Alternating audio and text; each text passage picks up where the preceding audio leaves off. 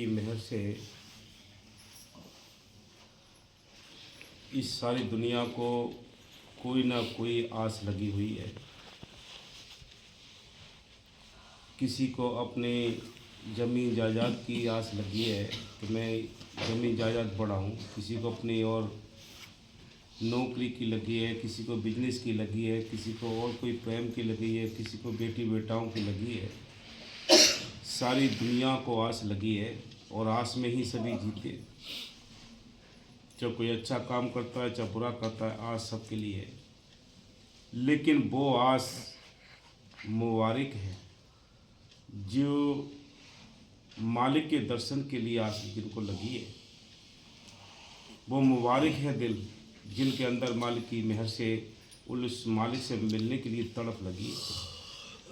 वो आस लगी है कब पूरी होगी। इसलिए संत कहते हैं कि मालिक की मेहर से बड़ा सुंदर जीवन लगा, बड़ा सुंदर तन मिला, लेकिन हमने दुनियादारी की आस लगाकर अपने जन्म को बर्बाद कर लिया। संत तो बड़ा सहज मार्ग बता दिया है कि भाई दोनों काम लग करो, दोनों आस लगाओ, स्वार्थ की भी और परमार्थ की भी। भाई परमार्थ की जो आस है वो मालिक से मिलाएगी, स्वार्थ की आस है आपको दुनियादार के काम कराएगी। सामाजिक काम करने पड़ेंगे, ये काम भी करने पड़ेंगे। इनमें रहते हुए हमें उस मालिक की तरफ बड़ी आस लगानी चाहिए। उस मालिक की ओर चलने के लिए भी हमें कोशिश करनी चाहिए। कहते हैं कि दर्शन की आस लगी है, सतगुरु दरस दिखा देना। ये जन्म जन्म की ऊसर भूमि, ये नाम का बूटा लगा देना। ये नाम जो मिला है मालिक की मेहर से बहुत शक्तिशाली है। भाई देखने को ये छोटा है, लेकिन इसके अंदर बहुत शक्तियाँ, रिद्धि सिद्धि सारा कुछ इनके अंदर भरा पड़ा है। लेकिन हमने इसको खोल के नहीं देखा, यूज करके नहीं देख रहे। हम केवल इतना ही सोच लेते हैं। आप जैसे सभी लोग आप क्लास में आते हो सिमरन के लिए, अच्छी बात है, मुबारक है। लेकिन मालिक की मेहर से और ज़्यादा कुछ करने के लिए क्या है कि हर समय इस नाम को जपने की प्यास और आस लगी होनी चाहिए। फिर अंदर से ये सारे अपने राज खुलता चला जाता है। भाई संतों ने नाम जप के ही बड़े बड़े ग्रंथ बना दिए, माया बाहर निकाल के दिखा दी। बाबा मस्तानी ने इतना सोना चांदी लुटाया, बाबा मैं साहब जी इतनी साध संगत, कितना बड़ा आश्रम बना दिया। बाबा बकी साहब जी ने देखो कितना सिमरन करा दिया। तो ये सारी जो चीज़ें हैं ये परमार्थी हैं, क्योंकि परमार्थी आस लगी। हम सबको भी आस लगाई कि भाई मालिक के दर्शन करो। तो इसलिए संत कहते हैं कि जुगों जुगों से ये हमारी हृदय रूपी ज़मीन बिना नाम के, बिना इस खुशहाली के, ये ऊसर बंगर के समान हृदय रूपी ज़मीन पड़ी है। इसको ठीक करने के लिए क्या करना है कि संतों से नाम लेकर नाम का अभ्यास करना, सेवा सिमरन दर्शन सत्संग की आस लगाना, ये हमारा अपना फर्ज है। मालिक कृपा करता है, उसने संत मिला दिए, मालिक ने कृपा की, हमें नाम मिल गया। लेकिन जपना आपको ही तो पड़ेगा। हाँ जी। दर्शन की ये आस लगी है, सतगुरु दरस दिखा देना। जन्म जन्म से ऊसर भूमि, नाम का बूटा लगा देना। दर्शन की ये आस लगी है, सतगुरु दरस दिखा देना। काल जाल में फंस कर सतगुरु दुखड़ा पाए गनेरे हैं।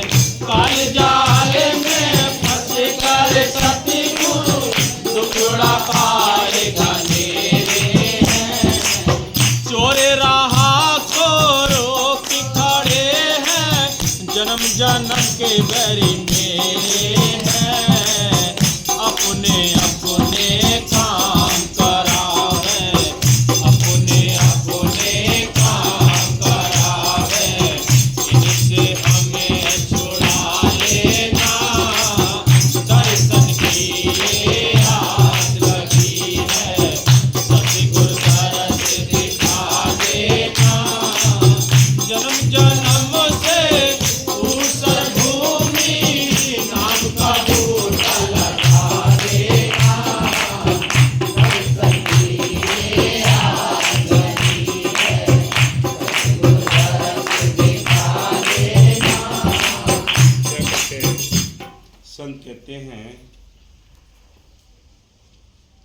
कि जो हमें जैसे तैसे बड़ा बेनती करके थोड़ी बहुत हमने आस लगाई उस मालिक से मिलने के लिए, इसमें भी बड़ी बाधाएं हैं।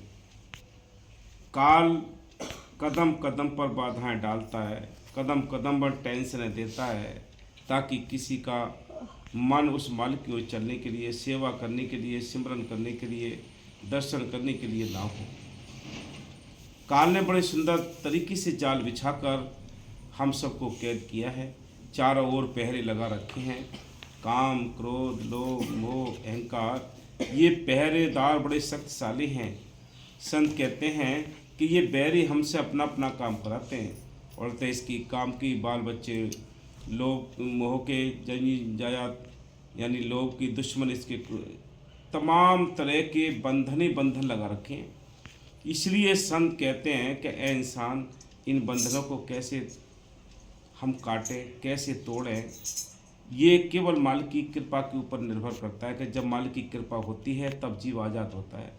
इसलिए सारे दिन हम अपने अपने काम नहीं कर पाते। अपने काम कौन से हैं भाई? सेवा करना, दर्शन करना, सत्संग करना, सिमरन करना, ये अपने काम है। लेकिन काल ने हमसे अपने काम कराए, और तो इसकी काम यानी काम के तमाम दुनिया में हम ऐसे उलझे पड़े हैं जैसे नौमन सूत उलझा पड़ा हो।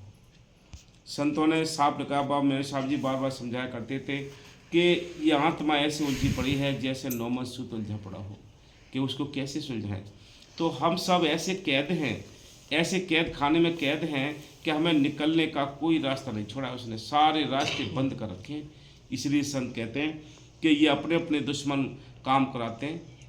काल ने ऐसी फौज लगा रखी है कि नींद है, आलस है, काम है, क्रोध है, लोभ है, मोह है, अहंकार है, ये चारों ओर मंडराते रहते इस आत्मा के, ताकि ये आत्मा अपना परमार्थ का कार्य कोई कर ना सके। जैसे तैसे मुकाबला करके कोई जीव, कोई आत्मा, आत्म बल जिनके अंदर बड़ा होता है, वो ये कार्य कर लेते हैं परमार्थ के। बाकी सब कायर इस मैदान को छोड़कर भाग जाते हैं। इसलिए संतों ने साफ लिखा है कि बिना दर्शन के अंदर, बिना नाम को प्रकट किए किसी का कोई आत्म कल्याण नहीं हो सकता। हाँ जी। कर्म कांड में जीवन खोया, कभी न तुमको गाया है। कर्म कांड में जीवन खोया, कभी न तुमको गाया है।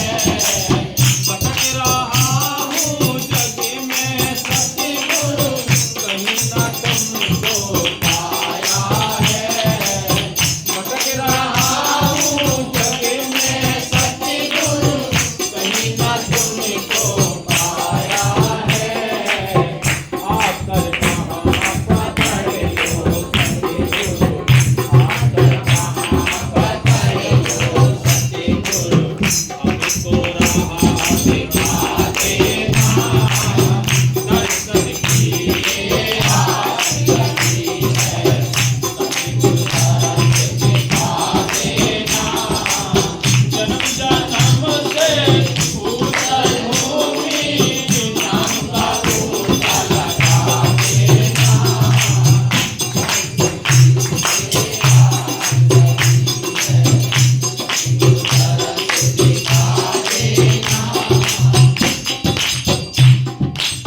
क्या कहते हैं कि सारा जीवन हमारे कर्म कांड करने में गुजर गया। सारी दुनिया भी एक कर्म कांडों में लगी पड़ी है। इस कर्म कांड के दलदल से निकालने के लिए संत आते हैं। वो क्या कहते हैं कि पाखंड में कुछ नहीं रे साधो, पाखंड में कुछ नहीं रे। पाखंड या नर भोगे 84, खोज करो घट माही रे। कि घट के अंदर उस मालिक की तलाश करो। इस सारी दुनिया के पाखंड में, कर्म कांडों में कुछ नहीं मिला किसी को।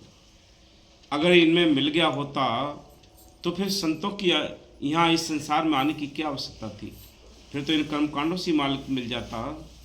मालिक तो मिला है नाम के जरिए, संतों के जरिए, पहले भी, आज भी और आगे भी।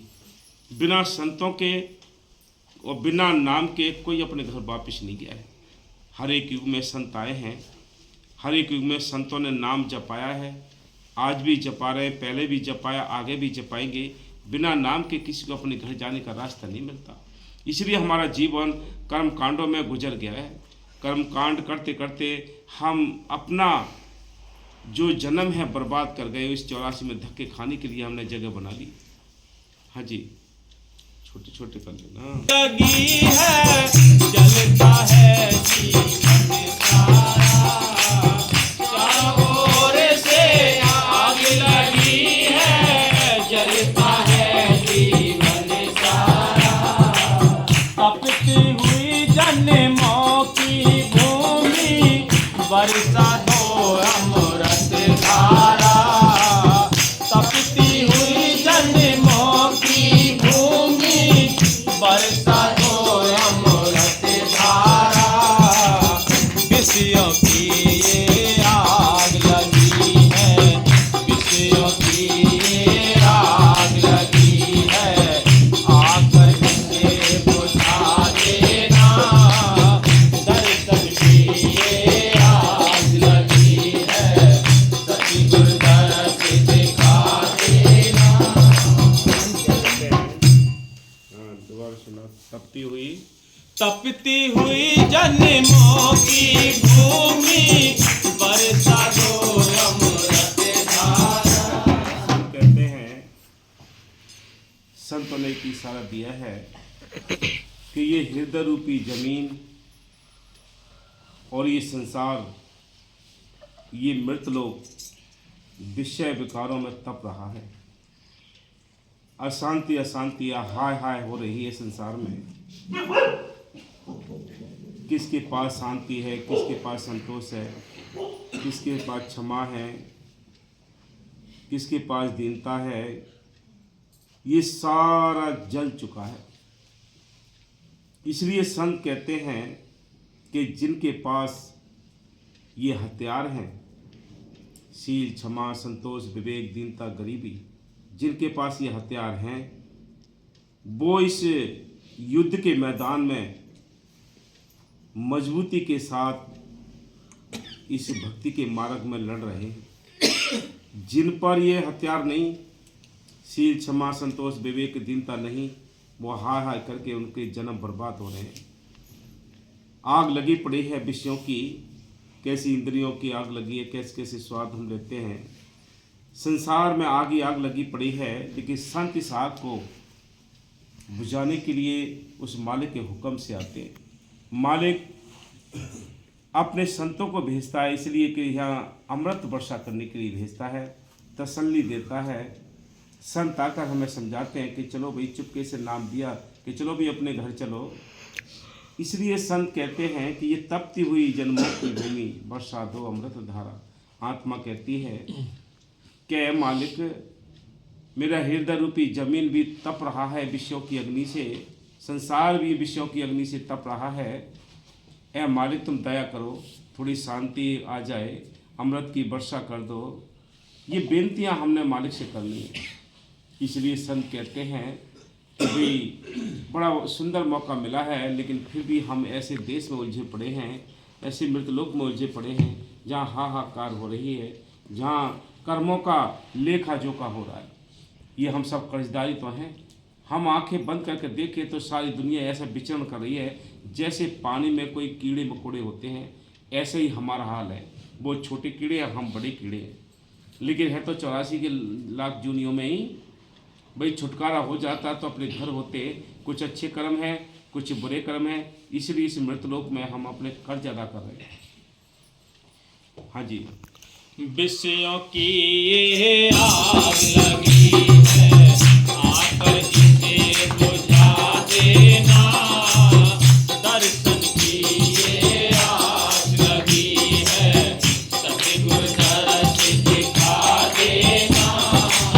जन्म जन्म से ऊसर भूमि, नाम का बूटा लगा देना।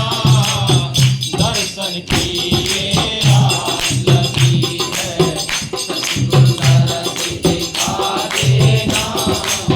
कर्ज काल का सिर पर भारी, होती है खेचातानी। कर्ज काल का सिर पर भारी, होती है खेचातानी।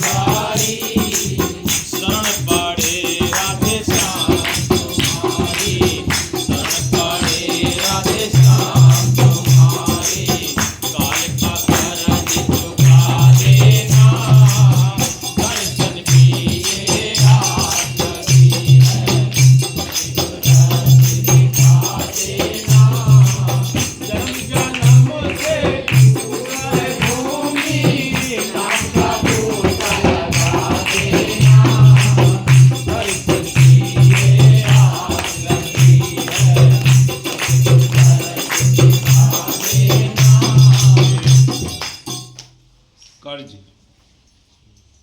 और कर्ज का फर्ज, इसी चक्कर में हम यहाँ फंसे पड़े हैं। भाई सिर पे कर्ज है, कर्ज का फर्ज अदा करना है। ये संसार जो हम देख रहे हैं ये सारा नाशवान है, और ये यहाँ कोई अपना अपना कर्ज ले रहा है, कोई दे रहा है, किसी को सज़ा हो रही है, किसी को सज़ा छुटाई जा रही है। ये सारी दुनिया ऐसे ही विचरण करती रहती है, भागम भाग में है। जो स्थिर हो गए, अपना अंदर यानी सिमरन कर लिया, अपने कर्ज चुका लिए, वो अपने घर पहुंच गए। बाकी सब अब कर्ज के लिए यही काम कर रहे हैं सब। जिनके कर्ज खत्म हो गए वो अपने घर चले गए, जिनको मुक्ति मिल गई, जिनको मोक्ष मिल गया, जिनको उद्धार हो गया, वो अपने घर वापस चले गए। बाकी हम सब कर्जदार हैं, और यहाँ का बैठा हुआ साहूकार वो कर्ज एक एक पाई ले लेगा हमसे। एक एक कर्म का दाना जब तक कि संसार का हमारे पास है, तब तक कि 84 में हम धक्के खाते रहेंगे। बेटी बेटा बने ये सब कर्ज के हैं, साहूकार है ये भी कर्ज के हैं, रिश्तेदार है ये भी कर्ज के हैं। किसी ने हमसे कर्ज लेना है तो हमने किसी को कर्ज देना है। जैसे सेवा की है तो सेवा कर, यानी कोई हमारी करेगा। अगर हमने सेवा नहीं की है तो कोई सेवा नहीं करता। ये लेने देने का खेल है, ये कर्मों का खेत है, सबको अपना अपना काटनी पड़ेगी फसल। इसलिए सतगुरु की प्यारी साध संगत की चरणों में विनती है कि चलते फिरते हर्ष में यादगिरी बनाए रखो। ये प्रार्थना हमेशा याद रखो कि भाई हम गुनगुनाते रहें, क्या मालिक हमें तो आस लगी है तेरे दीदार की, लेकिन तू अपने दर्शन दे दे, तू अपनी कृपा कर दे हम पर। उसके लिए ये हमेशा गुनगुनाते रहो प्रार्थना, तो कहीं ना कहीं वो दया करेगा। एक एक जैसे एक घड़ा होता है, उसमें पानी है, अगर लीकेज कर रहा है, एक एक बूंद गिरेगी तो घड़ा धीरे धीरे धीरे कम हो जाएगा। एक एक बूंद उसमें डालेंगे तो भर भी जाएगा। ऐसे ही हाल है कर्मों का एक एक कर्म हमारे ख़त्म हो जाएंगे। सिमरन करके, सेवा करके, दर्शन करके, सत्संग करके, तो हम साफ हो जाएंगे, अपने घर जाने के लायक बन जाएंगे। सवाल आता है कि भाई भक्तों को दुखी क्यों आते हैं? फिर भाई भक्तों को दुख इसलिए आते हैं कि मालिक उनको अच्छा देने के लिए उनसे बुरा छीनता है, उनको अच्छा करता है। किसी भगवान लिखा है कि मैं अपने प्यारे भक्तों को 3 दांत देता हूँ, गरीबी, निरादरी और बीमारी। बताओ कौन लेगा इनको? कोई बहादुरी तो लेगा। हम जरा भी परेशान होते हैं तो हम सोचते हैं कि पता नहीं क्यों हमें ही ज़्यादा दुख दिए हैं मालिक ने, औरों को क्यों नहीं दिए। सबके वजन अलग अलग है, सबके कर्मों का ऋण अलग अलग है।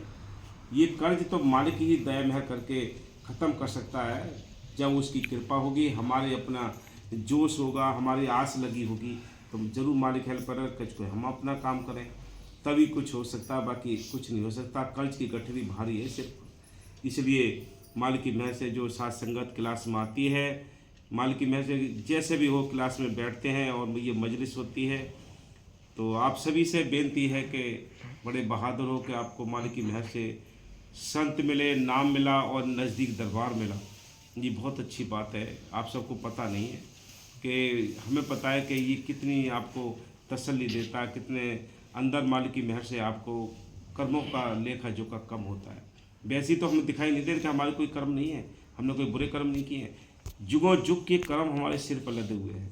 पता नहीं कौन से जन्म का कैसे कैसे उदाहरण लिखे हैं कि भाई धृतराष्ट्र जो था उसने पूछा कि मैं अंधा क्यों हूँ।